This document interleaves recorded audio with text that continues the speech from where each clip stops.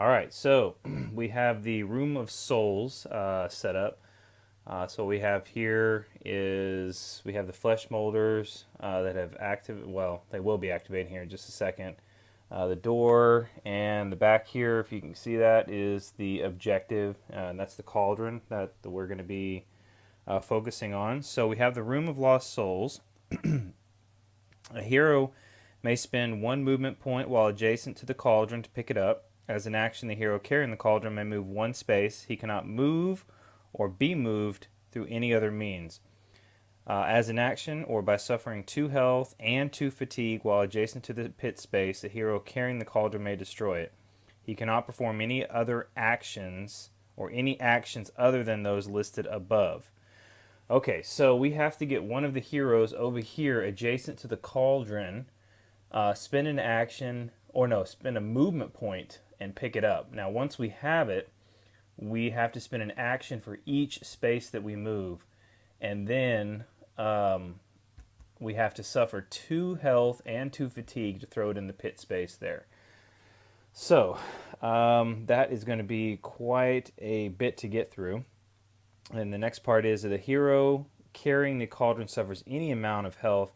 He tests of might. If he fails, he or is defeated, the cauldron cracks. Now, if the cauldron cracks, the cauldron advance the doom by 1 and discard the cauldron. So even if we take any damage, that doom is going to be increased by 1, so it's going to bring it here, and well, we're going to lose that thing. So this one may be pretty bad. We're going to kind of see how it goes. All right, the first thing we're going to do is, it says it here after the setup that the flesh molders are going to activate. So we're going to go ahead and activate them and see how it goes. Now, we still have 1 activation left with Widow Tahara, but since these activate first, we're going to have to go ahead and see what they do. Okay, so to activate the flesh molders, we're going to draw one of the AI cards and then follow the instructions for just the flesh molders. All right, so this one here is each flesh molder applies 1 to its speed. The first set that we're going to be activating is the elite, the one in the red there. So we're going to spot the furthest hero. We have 2 acting as the furthest hero. We have Cindrael, and then well, what is that one? I can't even remember, the reanimate. All right, so we already know there's no way to really even spot those because there's no way to get line of sight. So they're not going to be able to take that action. So that we're going to attack the hero in line of sight who has the most damage tokens on his hero sheet. Okay. So Cinderella has 4, Jane 2, and Tahara 3. They can't get to Cinderella, so the only 2 choices they have are going to be between Tahara and Jane Fairwood. Tahara is right here, so it looks like that's going to be their target. So he is going to attack Widow Tahara. He doesn't need to move, he just needs to hopefully make range to get to Widow Tahara. Alright, so on their card, the Master attacks with a blue and a yellow. And Widow Tahara defends with just a white die. So we're going to go ahead and roll those and see how it goes. Okay, so the range here is 3. Let's see what the surge gives them. The surge gives them men 2 and +2 attack. Now, in order for them to hit me, they would have needed to get 1, 2, 3, 4, 5. So their attack missed because this one was not far enough to hit me. The next thing we're going to do is focus on the bottom ones here, which is going to be the minions. So they're going to spot the hero the master attacks, so they can already see that person. Attack the hero the master attacked. Okay, so we're going to roll the attack on Widow Tahara. Okay, range is 5, so we know their range is good. So the damage they did was 2. I blocked 1 with the shield, so Widow Tahara is going to take 1 damage. Alright, that was this one attacking. This one now is also going to be attacking. And we know we have good line of sight over here, so I'm not even worried about checking that. So again, range is 1, 2, 3, 4, 5. This one is going to be the same thing. So we're going to make another attack on. Oh, actually, she still has one more action. So let's see what they need to do. Spot the closest hero. They can already spot and attack the closest hero in line of sight. All right, so they can't do any of that, so it's pretty much just going to stay where it is, and we're going to attack, do the same thing with this one here. So we're going to roll the attack. Okay, the attack missed, so we don't need to calculate anything else. All right, that activation for the flesh molders is complete, so we'll discard that. Now we turn back to the turn of Widow Tahara because she used up her first one to open the door. So her second one is going to be probably moving. The weapon that Widow Tahara has is a range, so I can keep her off to the side there. So I will move Widow Tahara. She's going to move 4 spaces. So let's say 1, 2. Well, see, if I do that, I'm going to have a hard time getting over there. So I'll bring her 1, 2, 3. I'll move her right there. That way she can have a fair attack on somebody else. Okay, so now that we've done that, my goal is to get Cinderella as far over as we can so we can start getting that thing picked up. But I need to remove the reanimate first. The reanimate has 3 movement, so we're going to move him 1, 2, 3. Okay, so we're at the bridge there. That's as far as I can go, and I can't attack anybody. Cinderella can move, has a movement of 4. So we can go 1, 2, 3, 4. Still not far enough to attack anybody. I can fatigue once to try to get close enough to somebody to attack them. So that's what I may do. I may fatigue 1 time. That'll give me 1 extra space of movement to get there. Then I am going to attack probably this one. No, I'll attack this one right here. Yeah, that's fine. So Cinderella is going to attack. We have a blue and a red with the long sword. Okay, and they defend with a white die. Okay, so we did 4 damage. They only blocked 1, so we did a total of 3 damage. I don't think there's anything else here I can use that's going to help. So 3 damage on the minion is, it was almost a kill. Okay, so we're going to put 3 damage tokens onto this one here. Alright, Cinderella's turn is all the way done. He moved and activated. And the only one we have left is Jane Fairwood.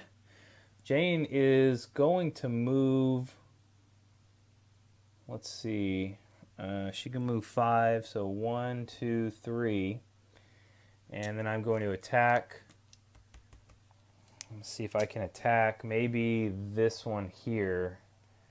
Because I have a fairly decent chance of putting that one down. So Jane is going to attack with a blue and a yellow. And they get a gray defense. I know sometimes I say gray or white. It's pretty much the same. Remember, I can add a surge to the attack, so that's going to be good. So we need 2 range, at least 2 range to make this. Okay, so we made the range. We got 2 surges. The surge is going to give me +2. And this one is +1 health and move the target 1 spell, or +1 damage. Okay. Wow. Alright. So let's see, that's 2. They blocked 1, but I think this one has pierce, so 2 damage did get in, plus the surge gave me +2, so this one took 4 damage total. So this one is out of the fight. Alright, so we killed 1. Only took up 1 space, so I'm just going to put the heart there. Alright, that's Jane's full activation, and that means that they are done, and we're going to go ahead and activate the, we're going to go into the Overlord phase. And the first thing I'm going to do is Overlord effects. And it says roll 1 gray, Haven't done that yet. So we're going to add 1 fatigue here. Okay, so once we get to 3, then that one will apply. Next thing we're going to do is fate, but we don't have to do fate because we still have an active exploration card on the table. So now we're going to go into the monster activations. So we're going to pull another activation card and follow the flesh molder steps. So for each attack the flesh molders perform gains +2 range. If the lengthy sewers is the current location, each flesh molder gains stun. So we're not in the lengthy sewers, so we can be okay about that one. So the first thing to do is spot the hero who has the lowest health. Okay, I'm pretty sure that's going to be Sindrael. Let's see. So he's got 8. This one has... It's like the lowest health. Okay, it's 8. This one is a 6. Might be Jane. Or this one, Tihar, is also 6. Okay, so to spot the one with lowest health, it can either be Jane or Tahara. Which one do they go with? Let me see if I can find that. Okay, well, I'm just going to say, since they have equal targets, opportunities of targets on this one and Jane, that I guess it'll just be up to me. So I'm going to have them focus on Jane just because it seems more obvious because she is the closer target. So that one would just make more sense, I guess. All right, so we spotted the hero with the lowest health, and they're going to attack the hero in line of sight who has the lowest health. So it's going to be Jane. All right, so we're going to start with the minions because this one applies both to the minions and the master. So the minion is going to attack Jane. So they get a blue and a yellow, and Jane gets the gray for defense. And they missed. Okay, so that was the minion. Next attack is going to be on the master. The master is going to do the same thing. It's going to attack Jane. Ooh, wow. Okay, so 2 damage, actually 3 damage and a surge. Surge is going to give the master the +2 health. Holy crap. Okay, so that is 5 damage. Man, I don't know if I'm going to be able to take that. When you suffer any amount of damage from an attack, you may choose to suffer some or all of that as fatigue instead. Okay, well, let me look at that one. Unless I can shrug this off any other way. I can't, so what I'm going to do is I'm going to take the maximum amount of damage as fatigue as I can. So I'll go up 1, 2, 3, looks like I can go to 4. Okay, so their damage would have been 5. Okay, so I'm only going to take 1 damage, and then the rest I took as fatigue. Alright, cool. I didn't die. Very close, though. Alright, so now that they have activated both of them, actually they both took a turn attacking. So what do they do instead? Attack hero line of sight. If a hero is adjacent to this monster, engage the exit of the current location. Okay, so they both would have done that. Weird. So we're going to move them. What do they move? 4? 1, 2, 3, 4. And this one's the same. 1, 2, 3. All the way here. Okay, we just follow the rules. That's what they say to do, so that's what we did. Okay, so they have activated, and now we have finished out the round, so we go back up to the hero phase. Alright, so I'm going to start with Sindrael first. Sindrael is going to spend 1 fatigue. So that put him at 4. That's his max fatigue. He is going to use that fatigue to get there. Now he is going to spend a movement point while adjacent to the cauldron to pick it up. Okay, so he spends a movement point. So now he only has what? Actually, you know what? I did not have to spend a fatigue to do that. I was not wanting to use my action points, but I forgot that It doesn't take an action point to get to the cauldron. All right, so that's one movement point. He spends a second movement point to pick that up. Okay, now he has, let's see, one action. Now after I've picked up the cauldron, here I'm going to spend one movement point while adjacent to the cauldron to pick it up. As an action, the hero carrying the cauldron may move one space. Wow. Okay, so I only have one action left, so my last action is going to be to move the cauldron there. Okay, Jane is going to attack the minion for one hit to try to get over that minion. All right, so Jane is going to fire a blue and a yellow, and the minion only gets the white dice for defense. Okay, so that is 4, 5, 6 because of the surge, and that has a pierce. So this one, that one is way, way, way, way dead. All right, so that one is gone. So take the damage off the board. That was Jane's first action. I need to move this up here. All right, her second action is going to be to rest. Okay, so she's going to remove these fatigues. I'll put those back, and now her activation is done. So now we're going to activate Widow Tahara. I'm going to activate the reanimate first. So this is going to move 1, 2, 3. Knocking the door down. Reanimate is going to get an attack. He's going to do a blue and a red.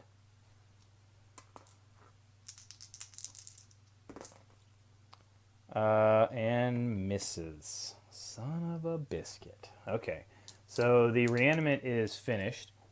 Now what we're going to do is activate Widow Tahara's 2 actions. So we're going to use the blue and a yellow for the weapon. Okay, and each time you defeat a monster with this weapon, I recover 1 health. Well, maybe we'll see if I get lucky. Alright, so we're going to do our first firing. So I need a range of, let's see, 1, 2, 3, 4, 5. Oof.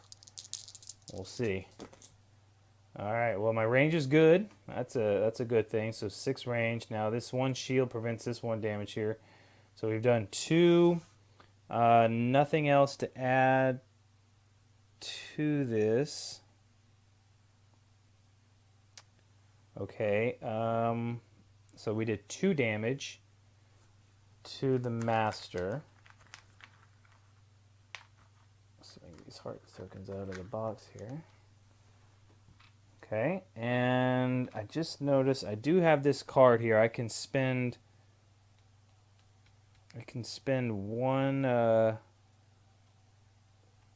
one fatigue here and exhaust this card to activate your reanimate. Okay, so let's do that. Let's activate this card here. I can spend 1 fatigue, which will put me, it looks like I have 3. That will max me out at fatigue, and then we can try to hopefully get 1 more activation out of my reanimate. Okay, so this second thing here, we spent the exhaust token on it, but I wanted to note here that this is using my second action. So this will be in place of my second action on Widow Tahara. So we attacked once, and then I'm basically transferring my second action over to the reanimate to do the attack. And I like the attack a little more because they fight with the blue and red, which hits a little harder than the yellow. So we're going to go ahead and attack with the reanimate. Oh, it rolled well. Okay, so 4. This one blocked with a 3, so only 1 damage came in. Alright, they have a health of 5, so not too bad, but not that great either. Okay, so now that we've finished everybody's activations, we're going to go ahead and continue on. We're going to go to the Overlord phase. Okay, so we are getting close to this cauldron break-in without even us doing anything to it. Next is the Fate, but we're going to ignore that because we have an open card here. So the last thing we're going to do is activate the enemies on the board. Okay, so we pull a new card and see what flesh molders. If the Room of Souls is the current encounter, which it is, and the cauldron has not been discarded, the hero closest to or carrying the cauldron is the target. Suck. Spot the target. Can easily spot the target, no problem there. Attack the target hero. Great. So if I get attacked and I lose any damage, then I am out. We've dropped the cauldron. I'm wondering if I can exhaust this card after rolling defense to either roll one die or add one die. I might do this one. So we might definitely need that. Alright, so he attacks with a blue and a yellow, and I get my little defense dice here. Let's see. Reroll one die or add +1 to the results. So, yeah. Okay. Let's see what we get. They need a range of 1, 2, 3, 4 to get to me. Okay, they got the range. And I blocked this damage. And I'm going to exhaust this card. And I can add +1 to the results. So no damage came in, so I did not take any damage on that whatsoever. Then we're going to spot the closest hero, so there's nothing else this one's going to be able to do. All of its actions are done, so we discard this, and we move back into the next hero turn. We have a problem, because I'm not going to be able to spend those fatigue tokens. I'm going to have to go through another round, which means this cauldron is going to crack. Suck. Because I'm going to have to spend, remember I had to spend 2 health and 2 fatigue while adjacent to a pit space. I can't spend 2 fatigue because I have 3 on me. And if I rest to get the fatigue back, it's not going to matter because at the end of this round, if I hadn't dumped it in the fire or in the space, then this cauldron's going to crack no matter what. Oh, that's a pity. Would be nice if somebody else was able to pick that up. I'm going to go look that up to see if I'm able to have somebody else pick that up or not. Okay, I think I'm going to have to go with the person carrying it is going to have to be the one to stay with it. And the reason why is because it says what does it say? He cannot perform any actions other than those listed above. So it doesn't really even say anything about dropping it or having somebody else pick it up. So he can spend his final action to get to here, but he's not going to be able to drop the cauldron in because, like I said, he doesn't have enough fatigue. He would have to have another fatigue available to spend the 2 fatigue and take 2 damage. So his actions are pretty much done there. So that is unfortunate that his cauldron's going to break at the end of this. All right, so I'm going to move Jane her 5 spaces. 1, 2, 3, 4, 5. I'm going to go ahead and attack the flesh molder here. So we roll that. Okay, so we got 2 damage. On 2 damage plus the 3, that would be 5 that these are at. So this one is dead. These are going to go away. We get, this one goes up 1 because we killed a master, and then this goes up to 3. It's all of Jane's actions. The next one will activate as Widow Tahara. She has a movement of 4. 1, 2, 3, 4. Unfortunately, it's not enough to get... Actually, I have to put them here. It's not enough to get to the door, so we're not going to be able to open it this turn. So we're going to have a few things happen. One is we move into the Overlord effects. So this one is Cauldron Cracks. And oh, that sucks because if the Cauldron cracks, advance to Doom by 1 and discard the Cauldron. Okay, so we're going to discard the Cauldron. It has cracked. We advance to Doom by 1. And remember, if these 2 touch, our game is over. The next thing we do is Each hero receives 1 XP, then discard this exploration card. Okay. So we're going to discard that, which means now we have no exploration card in play. Everybody has 1 XP, and we'll resolve that a little later. So now that we don't have anything in play, we're going to, I think, let's see, if there are no activates, advance the fate by 1 and resolve a para card. Okay. Fate gets advanced by 1. They are now touching, which our game is over. That's all she wrote. Okay, guys, so didn't end too well for the heroes. This room absolutely killed us. Having to draw those 2 peril cards, advancing that, not being able to get the cauldron in there. Yeah, we just couldn't make it past the first man room. So hope you guys enjoyed. I hope I didn't make too many mistakes, although I probably did. I know a lot of times I wasn't using some of their skills granted to them. But when you're trying to manage 3 people solo, it gets a little difficult. I may run this one again later, but maybe with just 2 heroes. Hell, I may even try like a single hero and see how that goes. But I enjoyed it. I thought it was fun. I think these solo adventures are quite difficult, actually. A lot to manage in them, especially when you're playing them solo. But I do enjoy them for the fact that I don't have to use an app or anything to run them. So if you can find them, I thoroughly recommend them. It's quite a challenge, but does let you kind of get to know your heroes a little bit, especially the advancement and getting to buy stuff throughout the match there, and possibly leveling them up throughout the game. So anyway, I hope you guys enjoyed it, and I'll see you guys next time.